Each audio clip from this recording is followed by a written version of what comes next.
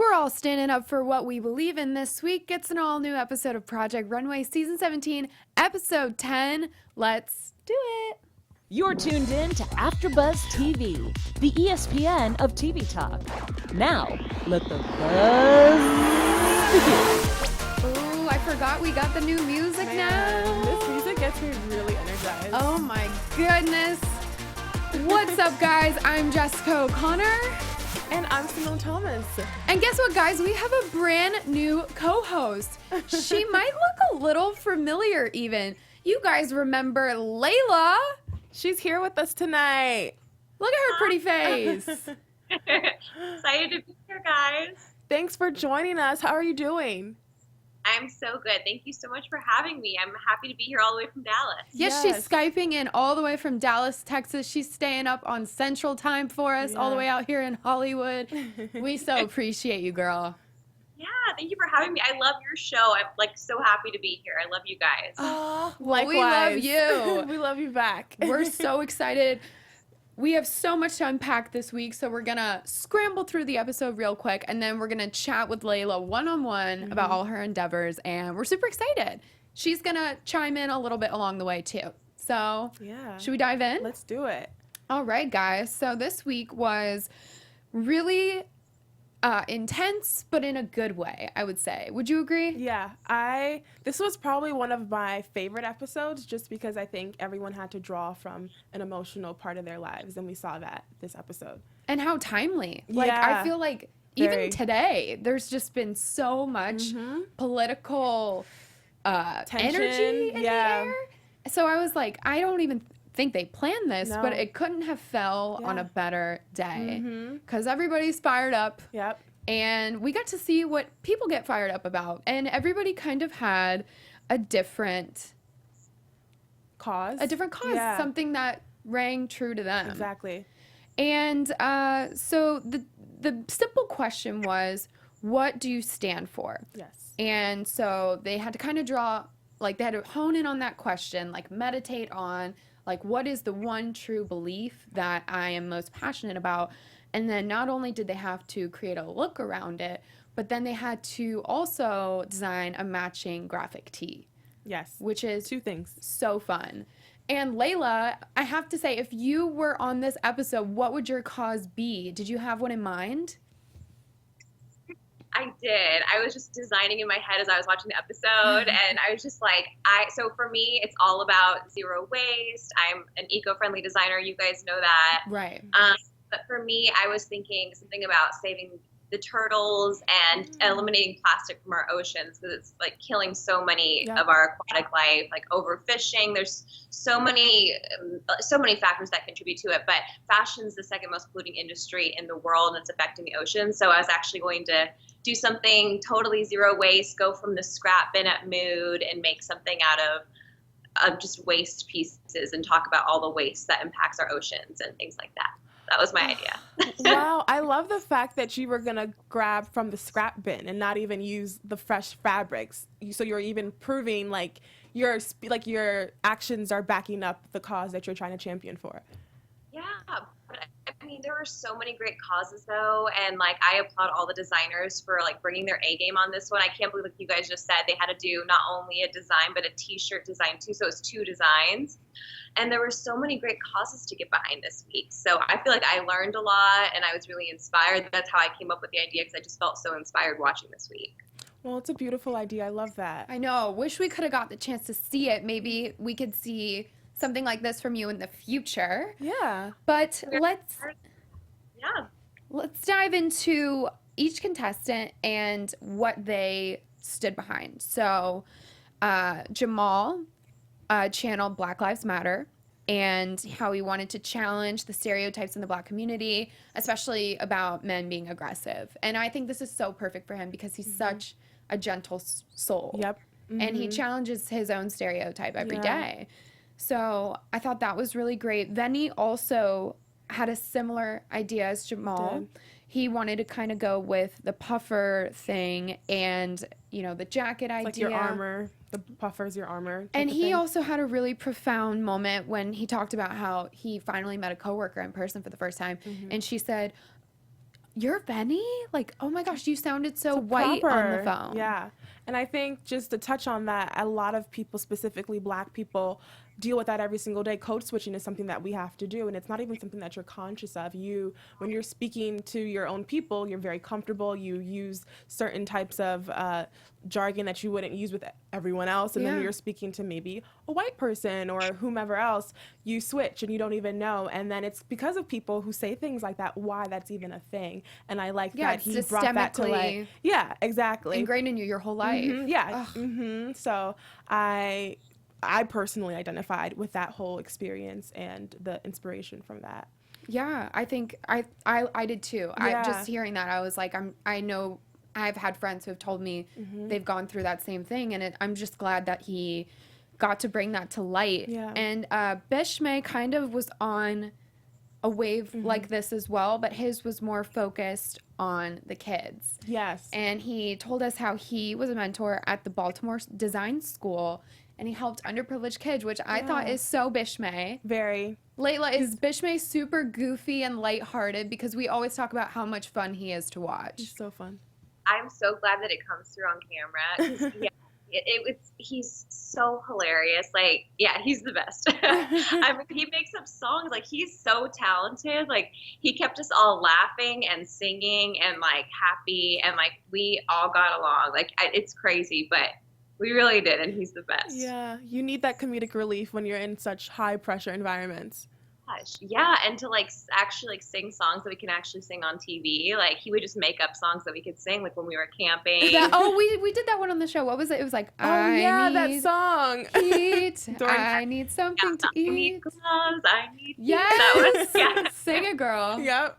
I mean, when you're camping and it's like freezing cold rain beating down on you, but you're like singing a song and you have Bishme's like cute smiling face, like it helps everything. I love it. So fun. So that was kind of all within one realm. And then we kind of had some one-offs. We had Hester, who was, promoting marriage equality and LGBT rights, which wasn't shocking because she's very open about that, and she's very open about her sexuality, and she's happily married. But what surprised me was that she came out in her late 20s. That's amazing. Very. And I think it just goes to show how when you do want to come out, it's all very personal. Yeah. And, there are some people who are very open about that from a very young age. And then there are people like her who said, she dated men for a very long time and it wasn't until her late 20s. So everyone's journey and like when they feel comfortable about that varies. And you're totally entitled to do that when you feel ready, And you could tell that she's just like in her like most comfortable, best, like most fulfilled, happy self, and it comes through in her fashion. And she said that like it wasn't until she met her wife when the exuberance, that like and light that switch Hester came on. vibe really popped off. I know. And she also said, which I thought was super cool, she wants to open an LGBTQ center in Santa Fe. Because like she was saying in episodes past that Santa Fe doesn't really have that safe haven for LGBTQ people. So hopefully that works out. That would be awesome. Agreed. And then two more real quick. We had Tessa, who was tackling sexual, mental, and physical abuse, women being put in boxes, which is super relatable, unfortunately. Seeing that today with what's happening in Alabama. Whew, I know. That's all I could think about, honestly. Yep, very timely. I would be interested to hear her thoughts on the matter. Maybe we could tweet her or something. I'm sure she has something to say. And she said a lot just with her dress alone. The my body, my choice, the mine. And even like her t-shirt, like I think it said mine on her butt. Yeah, I liked that. Yeah, it's literally like, and there's been a picture that's been going viral on social media, like men should not decide on like what a woman does with her body. And that's literally what the t-shirt was saying. This is mine. I dictate what I do with my own body. And she was kind of foreshadowing, because obviously this was filmed months prior and then just so happened to air on such a powerful, dark, sad day in American history. It's a never-ending issue, unfortunately. Yeah, hopefully maybe this outfit will go viral. I hope maybe she promotes this on her own social platforms with her own opinion, and she can shine the light on her stance. Yeah. And then lastly, we had Sebastian, who talked about his racist encounters in America. Somebody who he had a personal interaction with said, "You need to get out. I don't hire Latin people." Ugh, that makes me so angry. Like, I'm questioning if it's 2019 in America anymore. some people really still think it's like 1960 or something. Yeah, they really do. And like, I can't even, like, I get emotional thinking about stuff like that, because I've never had someone explicitly discriminate me and say I don't hire Black people. But just to know that there are still people who are insensitive and so blatant. Yeah, and brazen enough to like vocalize it that blatantly is so hurtful. And also being an immigrant, that's just that one just adds an extra layer. Yep. Yeah, so when he said that and expressed that through his dress and all the shades, I really commended him for doing that so beautifully. I totally agree. However, I will say this week, I noticed that a lot of the designers were relying on their signatures. Yeah. We had Garo, who did the corset. We had Jamal, who did the puffer, and Hester with the tulle. Yeah. Do you think that's a good choice for these people to, rely on what they're good at? Yeah, it's a fine balance. This late in the competition? It's a fine balance of taking that risk and just not doing something ordinary, but also highlighting what your strengths are, because otherwise it could go kind of awire. So you kind of have to balance the two. And I think it always works in your favor if you do it smartly to do the things that you're really good at. See, here's my thing. Yeah. If you're relying on your signatures, you're probably going to run into the same problems, which is kind of what we saw. Because Jamal was still being too slow. Garo was still being too costumey. Yeah. Hester was getting way into her head. Right. And Benny's taste was still in question. Good point. What do you think, Lela? Is it, since you can personally speak on this, is it hard to branch out from what you do best?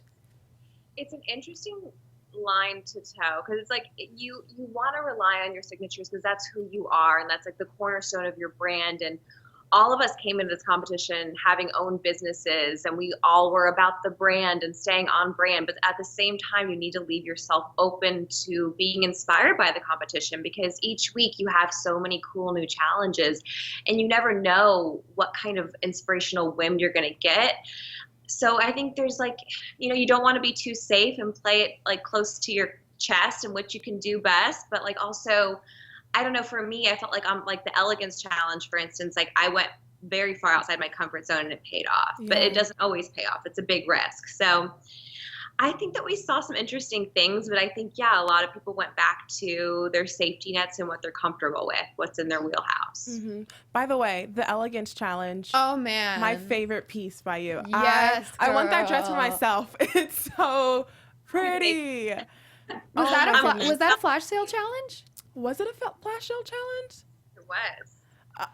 Well, look at that. I just spoke it into existence. Well, I didn't really speak it into existence. Surprise, Simone is the one who bought your dress. She's going to wear it next week in the studio. Yeah, I'm going to honor Lela next week.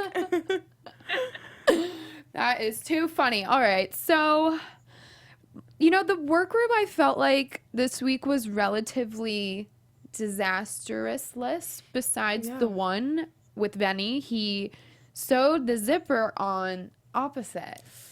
Ooh. And that kind of just threw his whole aesthetic. I was stressed out. It was like 10 minutes before showtime when that happened. And she couldn't fully take off the jacket, which was kind of the big reveal. So it threw off the whole plan. He didn't have time to make the hoodie. And I really saw his vision there. He wanted to do, the bomber with the reveal to show, like there are two sides to every person. And just because you're one way doesn't mean you're not the other. But it just, didn't translate. Time ran out. Yeah, time ran out. A mishap happened. And then it also just didn't completely translate the way I think he intended. Lela, how hard is that when you have a vision in your head and you just run out of time? Oh, it's so, you guys saw it for me on week 9. It's so frustrating because, you have this plan, you're so inspired, you have the sketch, and then just time is not on your side. And it's just one thing after the other. It's like if if something's going to go wrong, then it just goes wrong. And that can happen to designers. And it tripped Benny up this week. I think that he had such a great concept, and I like what you guys were saying. His initial inspiration was so cool, and I like what he was going for with the X's and the hood with the baseball cap. Like, I saw it, but it didn't come to fruition. And that happened to me the week prior, so I can totally relate, and it sucks, but it happens to all of us. You guys are human still. You're amazing designers, but it would be interesting if they gave you guys like the whole week. Wow. And when you guys were saying last week, if she just used denim for her cowboy, I was like, oh, girl. Oh, genius. Like, you just like a little box, and you're like, I've got to do it this way. And then, it takes a pair of just fresh eyes. And sometimes you just, you're in the competition. You don't see it from those fresh eyes. You're just in it. And then, things happen. Yeah. But that was genius. So kudos to you. That was all Jess. Oh, stop it. Well, you have all the execution. I just. Yeah, we're not the experts. We're the like we're the peanut gallery, okay? We just talk. We don't. You walk the walk. We talk the talk. Exactly. Feedback. It's always very helpful and constructive. So. Thanks, Lela. All right. So speaking of constructive criticism, let's get into tops and bottoms. Yes. Who is your top? Who is your bottom? I absolutely love Sebastian's. He's back, baby. He is back. Sebastian is back. And I love the gradation of colors, how it was kind of like a Fenty line in dress format. And I love me some Fenty, I love me some Rihanna, and Fenty I love Beauty, baby. me some Sebastian. He killed it, and I love that he was able to tie in this hurtful experience, but made it beautiful. Made it literally beautiful through a dress. My bottom would be Venny, just because, like we mentioned, it didn't really manifest the way he intended, and I think he obviously had some design issues last minute, but it just didn't look as refined to me as I expected it, because he wanted it to reveal this really, like, I guess, stand out, polished dress, and it was just very flat to me, in my opinion. And that's due to time, and also nothing ever really goes as planned in the zipper issue. So that is my top and my bottom. Okay, so I had two tops, one bottom. Okay. Sebastian, of course, obviously, just because I thought he brought the most high fashion look. It had a lot of texture, and I think his message was really obvious just by looking at it. You didn't have to put a lot of thought into it. And the t-shirt too. Yes, he had a great t-shirt. Mm-hmm. One of the judges was even like, that's better than other Should we show the t-shirts? Yeah. Can we get a little look at the t-shirts? Sebastian had a really great one. Yeah, he had Sebastian. Yeah, this is his. It says DNA with the gradient colors. So good. Mm-hmm.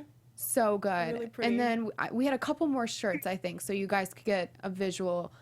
This is Venny's, and it said, I have a name. So that goes Elaine with also really liked that as well. His Black Lives Matter theme. And then lastly is Miss Hess the Sunshine, gay as F. And then I think the top says, it's okay to be gay. I love that the t-shirt is as bright and exciting as Hester's personality. And I like the flowers on the boobs. Mm-hmm. Yeah, that too. That's cute. That's very cute. So yeah, Sebastian killed it for me. And Jamal. Oh, yeah. I loved the neckline. I loved the hair. She just looked like money to me. She reminded me of like Cinderella a little bit. Which is where Venny lost me. To me, I thought his mesh looked cheap. Yeah. And honestly, this week I felt like the judges seemed a little bored. With his look or just with in everyone. General? They kept kind of making these comments of like, when Hester's model came down the runway, they're like, oh, who could it be? When Garo's corset, they were like, oh, what's new? But also, like we said, every designer has a signature. Right. And so you start to learn their personalities, and you kind of know, you can predict whose it is based on the details of what their signature look is. Yeah, I could agree. Yeah. Lela, who is your top and your bottom for this week? Your friends won't get mad, I swear. No, I'm pretty honest and open with it. I had 3 tops and 2 bottoms. Okay. All right, let's do it. So my 3 tops were obviously Sebastian. Yeah. I love what you said about the Fenty. Yeah. That was genius. And he stayed within his wheelhouse, but yet it was so conceptual and cool and perfect for the challenge. So Sebastian. Bishme's, I loved the Baltimore Blossom. It was so cool. The flower petals and then the faces. It was really, really beautiful and lovely. And I think he pulled back and scaled back really well. And then Jamal. I texted Jamal. I was like, can you make me one of these cover gowns? Like, Yes. and then my bottoms would be, Hester. I think that maybe she played it like a little too safe and it wasn't all the way finished, but I think I know what she was going for and it was really cool, but I don't think it came to fruition. And then Benny. Poor Benny. Yeah. I know what he was going for too. And like, it just, it didn't happen with the zipper and there were so many mishaps, but poor Benny. He took it like a champ. He did. is such a positive, awesome guy. And as you guys know, Benny is the one who the judges decided to send home this week. Bishme got a win. We were talking about this last week in our predictions. I was like, I'm ready for a Bishme win. Love him. I think I spoke it to an existence. We're like speaking things into existence. I know. Today. We have some magic going on. So, yeah, we got a Bishme win. Benny is sent home, but as always, you can follow them on Instagram. Just go to the Bravo highlight with all the designers, and we can keep up with everything post Project Runway. Which brings us to Lela. Yes. We're keeping up with her post Project Runway. So tell us, how has life been after the show? Oh, it's been like a whirlwind. It's been so great. Personally, for me, like I wasn't really like out and about in my community very often. I was just always home sewing and making things all the time. And so Project Runway's kind of put me into this light where I can shine on national television and now within Dallas. And my community's been so supportive to both Benny and myself. It's really cool that we're both from Dallas. We're both here. That's right. So we both have each other to like support each other, and we get together a lot and watch episodes, and it's just been so cool. Like I've done so many collaborations with photographers and models and artists, and I'm currently working with a team. I have a much larger team now of workers and interns that have found me through Project Runway, and we're working on something really exciting that's going to launch in the fall. And I'm currently, actually right in front of me, I'll show you guys this medal match. I'm currently working on something for an exciting project in New York next week. So got a lot going on. So you said that you would be in your house like sewing all the time, and then even right now you're talking to us and it's late, yet you have like fabric and designs in front of you. So are you like sewing up until the wee hours of the morning on a regular? Sometimes. I have a lot of client orders right now. So right now when I have custom orders, that's like in-house, my team that's not production. So we're really busy right now, which is great. Like bring it on, more custom orders. We're happy to do it. And we have brides right now too. It's bridal season. So we have a lot coming in, and I just feel so fortunate. I mean, a lot of times I am sewing into the wee hours of the morning, and I like to be very hands-on because that's how I started doing I think we're having some technical difficulties a little bit with our Skype connection. I still try to keep it pretty small batch because it's just more sustainable that way. And it's What's going on? Are we back? Yes, Sorry. we're back. Sorry, Lela. We buffered a little bit. Yeah, if you didn't hear us talking, it's because our connection went out a little bit. Yeah, can you hear us?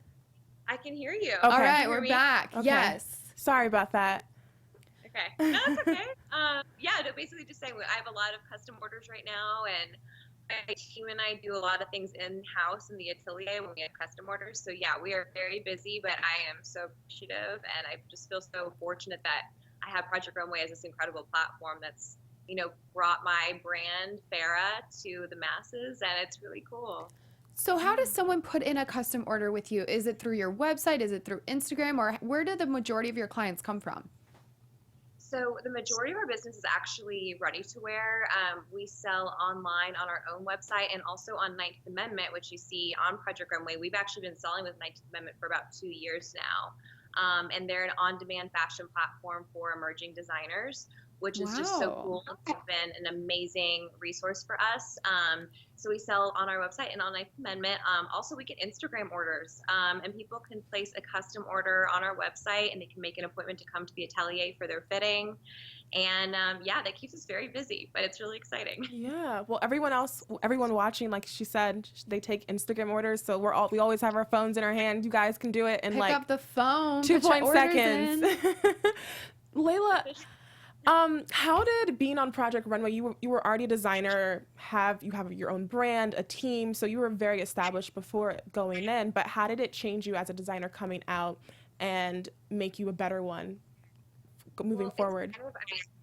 I've watched it as a fan for years, and I always thought like, oh wow, this is fashion boot camp. And no matter what skill set you're at, what level you're at, like Garo has been designing for 20 plus years. He's so talented. But for someone like Garo, or for someone like me that graduated from fashion school just in 2015 is when I graduated from Parsons, it's fashion boot camp. It really pushes you out of your comfort zone. What you can make in such a short amount of time is really astonishing, and those challenges just take you to a totally different place and a totally different mindset. Like I never thought that I would be working with bungee cord on a campsite making an unconventional look, had you asked me a couple years ago what I'd be doing with my life. So it really just inspires you, and I feel like now I'm comfortable working a lot faster, working towards deadlines a lot faster, and I think it's really kind of expanded my horizons, and it's taught me to take risks. That. I am so impressed by you this season. I thought you did a great job. Yes. And thank you so much for coming on our show. Where can we keep up with you on social media, and where can we shop your looks? Give us all the important info. Yeah, so my personal social media is Lela Christiana, and my business is Farrah Official. And my brand is Farrah.co. That's Ferrah, like Terra, terrestrial earth. And on 9th Amendment. Well, there you go, guys. Thank you so much, Lela. We love you. Yes. And congrats on an amazing season. We're really proud of you. Thank you. Best of luck with everything. We know we'll see more of you and more success stories ahead. So much fun. Thank you, Lela. Bye. Guys, that was so much fun. Yeah, I love her. She's just so classy and talented and smart. You can clearly tell she's a businesswoman who's been doing this forever. Yeah, she ain't new to this. Yeah, she's not new to this. She went to school for it. Like, she's a pro. I love her. Yeah, so awesome. I'm so happy. And guys, really exciting, not next week, but the week after, we're having Frankie on the show. My girl. And she's actually an LA local, so she's going to come join us in studio. It's really cool. Hopefully we'll get more contestants on the show because we love talking to them. Yeah. I feel like we know them, so talking to them Layla's is just like, our best friend. What do you mean? Yeah, like, we've known her forever. Yeah, she was so natural, so cool. Thank you again, Lela. That was really awesome. Any quick predictions before we head out? Maybe like one quick thing? Your AfterBuzz TV predictions. I really want Hester to gain her confidence back. I think we saw in this episode she struggled a lot. She wasn't really proud of her look. And even when her and Tessa made it through, they were like, let's go quick before they change their minds. And then the episode prior, she also had a hard time just bringing her look to life and it mimicking what she planned. So I hope next episode she's on her A game and she proves why she's had the most wins. Well, you heard it here first. I guess that's all the time we have for today. But my name's Jessica O'Connor. You can follow me on social media at Jessica O'Connor _. How about you, girl? And I'm Simone Thomas. You can find me at Simone A. Thomas on all social platforms as well. Thanks so much for watching, and thank you, Lela. Thank you, Lela. Bye, guys. Our founder, Keven Undergaro, and me, Maria Menounos, would like to thank you for tuning in to AfterBuzz TV. Remember, we're not just the first, we're the biggest in the world, and we're the only destination for all your favorite TV shows. Whatever you crave, we've got it. So go to AfterBuzzTV.com and check out our lineup. Buzz you later. The views expressed herein are those of the hosts only and do not necessarily reflect the views of AfterBuzz TV or its owners or principals.